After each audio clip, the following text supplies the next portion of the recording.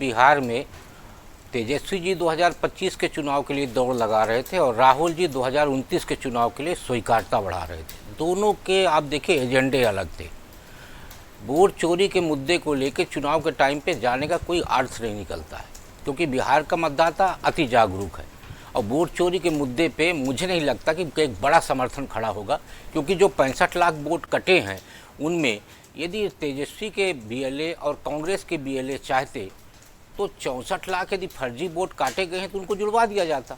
लेकिन वहाँ अभी तक जो आंकड़ा है वो 90,000 वोटों का आया है और वो भी व्यक्तिगत लोग गए हैं और अपना नाम जुड़वाए। तो इसलिए ये दोनों बच्चों की जोड़ी की जो बात है, तो मुझे तो लगता है ट्रक और स्कूटर का जैसे टायर लगा के किसी गाड़ी को चलाया जाए, लगभग उसी टाइप की स्थितियाँ मुझे बिहार में दिख रही दोनों लड़कों की जोड़ी का। ठीक है, अब सीमांचल की आप बात कर रहे हैं। सीमांचल में पहले सिर्फ ओवैसी फैक्टर थे, लेकिन इस बार जनसुराज भी फैक्टर हो गया है। वहाँ दो ऐसे नाम सामने आए हैं जो प्रसाद किशोर जी की पार्टी जनसुराज से जुड़ी है। एक उदय प्रताप सिंह, एक शायद चंद्रभूषण सिंह नाम होगा, अवधेश जी करेक्ट करेंगे उसको। ये दो नाम बड़े महत्वपूर्ण हैं सीमांचल में, इनका अपना प्रभाव है। उदय प्रताप सिंह के पिताजी भी सांसद थे, माताजी भी सांसद थी, वो खुद भी सांसद थे और वो कई दलों में घूम फिर के आए हैं। उनका कम से कम 2 लोकसभा सीटों पे बड़ा अच्छा प्रभाव है। यदि ये मान के चलें कि 2 लोकसभा सीटों में यदि 5 से 6 विधानसभा सीटें भी यदि वो प्रभावित कर लिए तो 5 सीटें तो हम ये माइनस करके चलते हैं। फिर उसके बाद ओवैसी सीमांचल में लगातार फोकस करके चले हैं और खासकर तब से वो और नाराज है जब उनके जीते हुए 5 विधायकों में से 4 को आरजेडी अपने साथ मिला लिया। तो ओवैसी का फोकस सीमांचल पे बढ़ गया है और वो और मजबूती से चुनाव लड़ना चाहते हैं।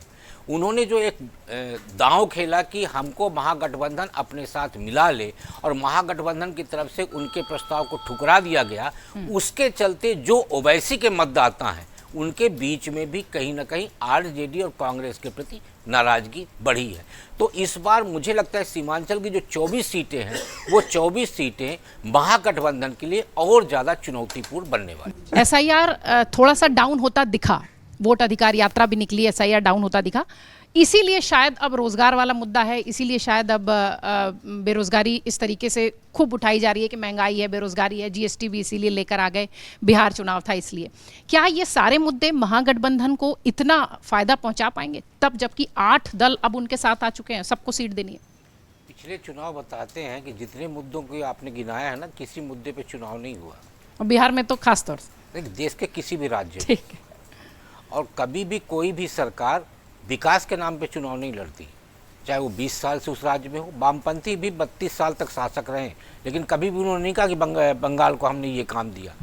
मध्य प्रदेश में भी भारतीय जनता पार्टी लंबे समय से है, कभी नहीं कहती कि विकास के नाम पे, वो कहते दिग्विजय सिंह मुख्यमंत्री बन जाएंगे। और उसी तरह से बिहार में जो भारतीय जनता पार्टी और नीतीश कुमार जी हैं वो डरा रहे हैं कि लालू प्रसाद यादव की सरकार बन जाएगी।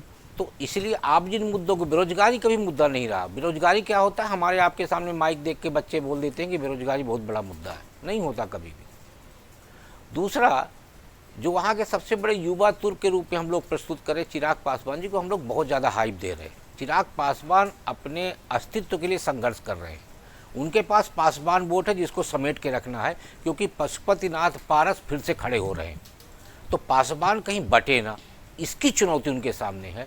और दूसरा, रामविलास पासवान जी के एक यूएसपी थी कि पासवान के अलावा जो 2% वोट अन्य कास्ट का वो लेके चल रहे थे, तो चिराग पासवान उस वोट को अपने साथ इसलिए लाना चाहते हैं कि जिससे हमारा कंप्लीट एक बुके तैयार हो जाए वोटों का। तो वो सारा जो दिखा रहे कि मैं सीएम बनूंगा, अरे रामविलास पासवान कभी राज्य का चुनाव नहीं लड़े सीएम बनने के लिए, उनसे बड़े नेता चिराग पासवान नहीं है। बिल्कुल ठीक है।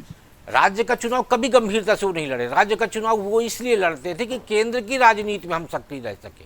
तो चिराग पासवान भी अपनी जमीन बचा के रखने के लिए कि जो लोजपा का प्लाट है वो अतिक्रमित न होने पाए, इसके लिए वो संघर्ष कर रहे हैं।